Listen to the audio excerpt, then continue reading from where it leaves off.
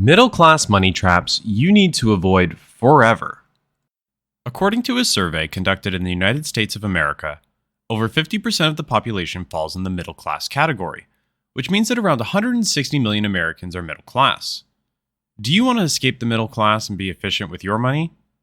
Hello and welcome to Tom's Do-It-Yourself Investing, a channel where we discuss personal finance tips, investing guides, real estate, and the stock market. If you feel like you cannot escape the middle-class financial roller coaster, you've come to the right place.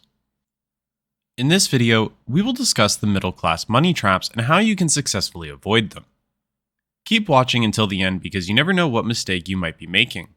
So without further ado, let's dive right in. Most middle-class families are stuck in a spiral of having their money come in through a paycheck, and towards the end of the month they've spent it all.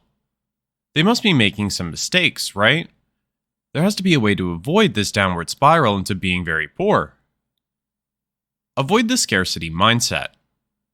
Our mind plays a great role in how we manage our finances. Let me walk you through it. Our minds have mental bandwidths with limits to their capacity.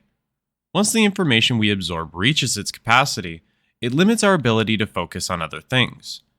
In order to make an informed and rational decision, we need to free up this space. If this space is filled, it decreases our ability to solve problems and retain information. As a result, we are more inclined to impulses and make poor financial decisions. According to a scientific study, it was revealed that people who have mental or emotional constraints have a lower IQ and poor financial decision-making skills. This is caused by the mental bandwidth capacity, which causes a scarcity mindset. The scarcity mindset leads us to make poor decisions. People who have a scarcity mindset are prone to making short-term decisions and immediate gratification. These people may take loans, use credit cards, or buy impulsively. But there may be a solution to avoid this, right? Yes, there is. You need to cut down on things that are taking too much space in your mind. You can follow a few tips to manage your finances and avoid falling into a scarcity mindset. Have a to-do list to manage everything on time. Set reminders and alarms. Set automatic payments for bills and pay debt. Use a direct debit card instead of a credit card. Build an emergency fund. If you have an emergency fund, great. However, if you do not have one yet, make sure it is the first thing you are starting to do. Crises happen, and you never know when an emergency might arise where you need extra money.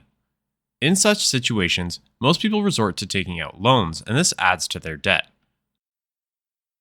This is known as bad debt when borrowing money, and this kind of debt ruins your peace and destroys wealth. On the other hand, in order to avoid this money trap, add a small amount to your emergency fund so that you have enough money to support yourself in case of an emergency. A rule of thumb to follow is that you build an emergency fund with 3 to 6 months of living expenses. Once you reach this amount, add another 6 to 12 months of expenses. Having an emergency fund will free up some of your mental bandwidth and would save you from taking out loans in case of an unfortunate emergency. Using bonuses and extra money wisely. One of the major pitfalls of people who struggle with money is that they are never able to utilize the money properly when they do have it. Let's say, for example, your boss awarded you a $5,000 bonus for your extraordinary service. What would you do with it? Most middle-class people spend it on buying luxury items or clothes or even food. On the other hand, a wiser option would be to buy things with resale value or to put money into a business, stocks, real estate, or anything that gives you a higher return. That's how you build wealth. And in order to build wealth, you need to make wiser options when spending your money. I'm not saying that you shouldn't spend on things that make you happy, but what I'm stressing is that you could prioritize what really matters to you and adjust your money spending accordingly. Setting goals and a plan. Many middle-class people stay in the trap because they do not have any set goals or a vision for a future. Ask yourself right now, do I have a 1-year, 5-year, and 10-year plan? Have I written down my goals and the date when I have to achieve them? Am I working towards any goal that would help me escape my current financial situation and would place me in a comfortable one? If your answer is no to most of these questions, then you are in fact tangled in a middle-class money trap. In order to pull yourself out of it, set your goals. Ask yourself, what do you want to achieve and when? Write it down. Visualize and plan out your future using a vision goal. Once you have a plan, commit to it, and surely you will change your fate.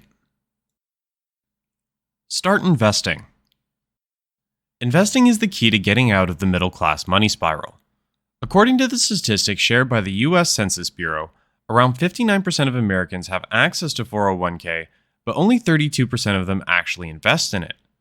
Some of them contribute to the 401k, but not enough for a comfortable retirement. It is recommended to start investing as early as you can. Initially, you will need to make sacrifices in order to escape the middle-class fate. Cut down on eating out. Eating out can contribute significantly to your spending. According to the statistics shared by the Bureau of Labor Statistics, the average household in the United States of America spends around $3,000 a year eating out. This is quite a large amount. Instead of spending money on eating out, you could save plenty by cooking food at home. Cooking food at home is economical compared to eating out. Buy an affordable home. In the long run, owning a home that appreciates in value is a good investment. But there comes a point where the benefits begin to diminish. You can't pay for emergencies when you pay every dime you have into a mortgage on a home you can't afford. The burden of a monthly payment you find difficult to manage could be enormous for you over the course of 30 years. You should instead keep a close eye on your local real estate market and buy a home when you can afford it at a reasonable price. Buy a used car. Now, let's face it, cars are essential and they help our commute from one place to another, but let me tell you, they can also be a burden. An average new car costs $560 per month, whereas a used old car is around $400 per month. If you have enough money or a large paycheck, sure, go ahead and get yourself a new car. But if you are already tight on budget, why not consider buying a used car? You can check out and buy a used car on many websites, and you'll be able to find a car in good condition and at a much cheaper rate. Get life insurance. Insurance provides your family financial security and peace of mind. Many middle-class people opt for insurance but then fail to update them. Unfortunately, if the family members leave the world, the rest of the family is left without any financial security. It is a good piece of advice to keep paying your insurance, because in the end, it would definitely provide the death benefit to your family and would help them in times of uncertainty. Especially, whole life insurance is a popular choice. It not only provides you with a death benefit, but also offers a cash value, and you can even withdraw the cash if you really need it, though you would decrease your death benefit. Comparatively, if you're looking for a cheaper option, you could go for term life insurance, which costs less, but you need to renew it at the end of the term. Only spend what you can afford to repay. Credit cards are great tools for managing your finances and earning rewards. When it comes to using credit cards, there's one cardinal rule you should follow, and that is only spend what you can afford to repay. All outstanding balances must be paid off in full each month. You will accrue interest between 24 to 40% if you don't. It's unlikely that you can pay almost 1.5 times the amount, as you couldn't afford to pay the original balance in the first place. So once you fall into the trap, you can't get out. Use some savings to invest more. Another middle-class money trap is to save all of your money into a bank savings account. This is how people lose money to inflation. Instead, what you need to do is invest some of that money and counter inflation. The invested money would bring in returns and help you build wealth over time. This won't be an overnight process, but in the long run is a much wiser investment. Understanding the money traps and how to avoid them will help you in building wealth and escaping the middle class.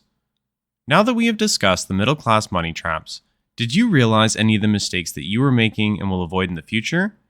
If you have any questions, do not hesitate to ask them in the comments below, and I will get back to you as soon as I'm able. If you haven't subscribed yet, make sure to subscribe and hit the bell icon for notifications. If you found this video helpful, give it a thumbs up, and don't forget to share the knowledge with those who might find it useful.